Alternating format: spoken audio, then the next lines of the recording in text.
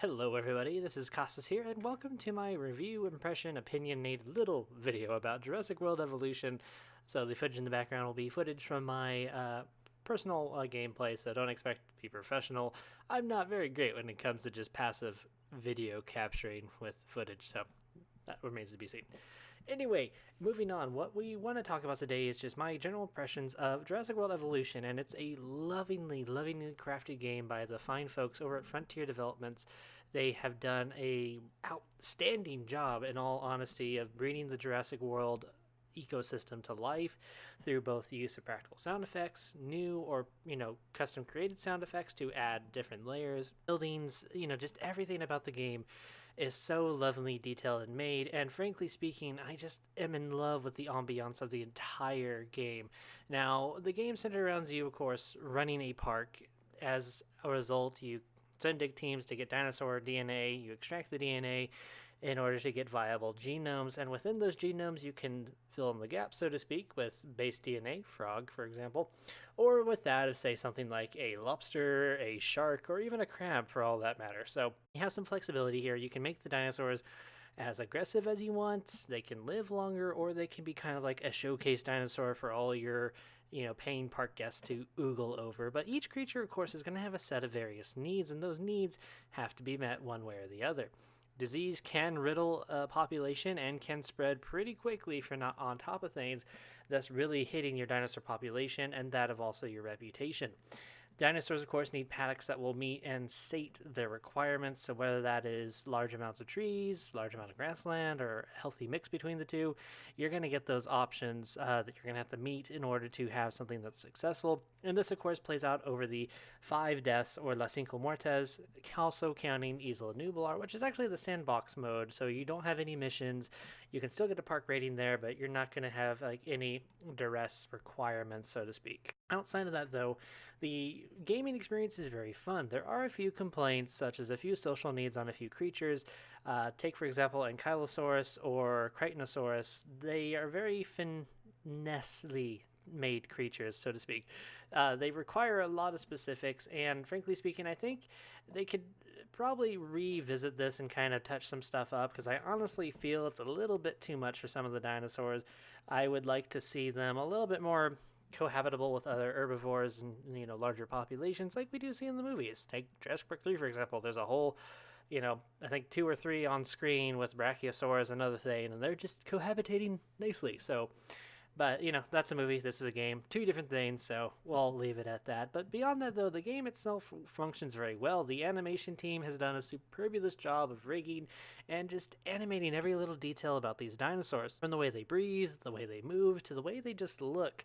The game is outstanding. Now, of course, there are some lacking complaints, such as lacking herding mechanics, lacking variety of animations. A lot of the similar shaped creatures such as Sauropelta, Nodosaurus, Crichtonosaurus, and also Ankylosaurus all share a similar animation set. And yes, of course, it's not them being lazy. They have a tight work schedule when working with licensed games, so it does take some time to develop that stuff. And frankly speaking, when a licensor wants you to meet a certain deadline, you're going to meet those deadlines pretty quickly.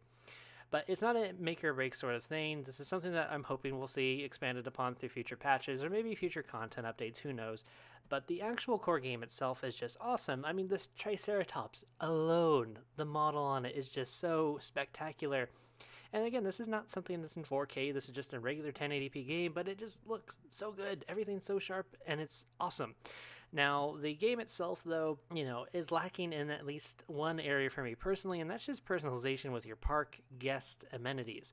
You have a few buildings, they're nice and varied, but after a while it kind of is same old, same old. I wish we had some more variation, or at the very least being able to, aside from renaming the buildings, being able to rename entirely what they're selling. So if we wanted to sell, Raptor Squad, the novel, or something like that, like we could sell that, like in our games as like a fun little thing.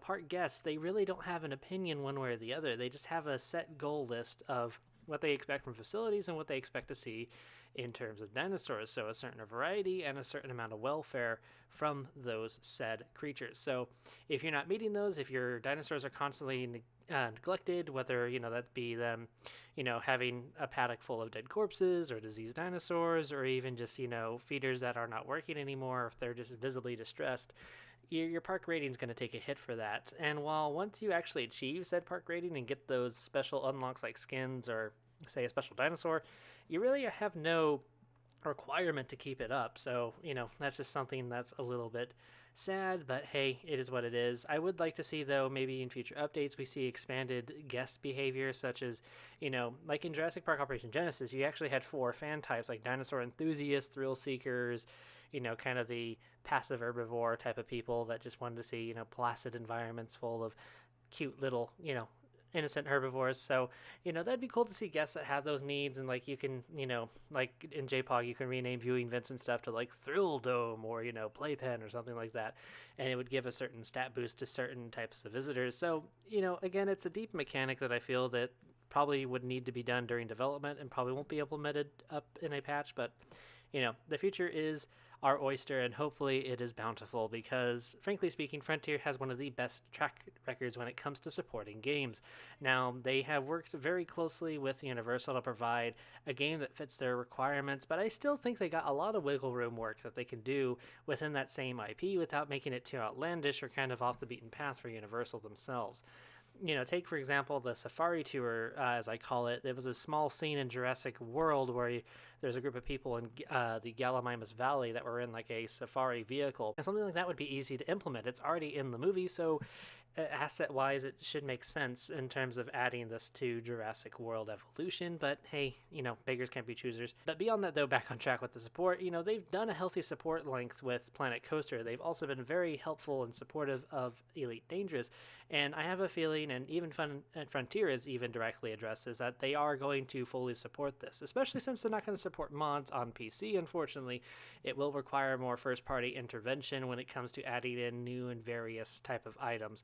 And I understand they just don't want to have to deal with, 3 or 4 different types of update patches to always be pushing, so, there's that. Beyond that aspect of this, though, the game itself is a fantastic park builder, and especially if you're like me and you really enjoy your dinosaurs, they just absolutely do a phenomenal job at showcasing these creatures and bringing them to life. This is what this game's all about, is fulfilling that kind of childhood glee of seeing a dinosaur, walk out of the hatchery for the first time and letting out its first bellowous roar. There's just something that's so entirely special about that moment that I really wish I can, always relive, and I actually can. It happens all the time in Jurassic World Evolution, so I shouldn't be surprised. But hey ho, you kind of take what you can get. But outside of the rest of those complaints, I really hope you guys do consider getting this game. It is $60, and for some, for a park management game, that might be a little too much, because granted, I know a lot of people aren't very fond of actually, playing a kind of micromanagement type of game where you have to control various things at once.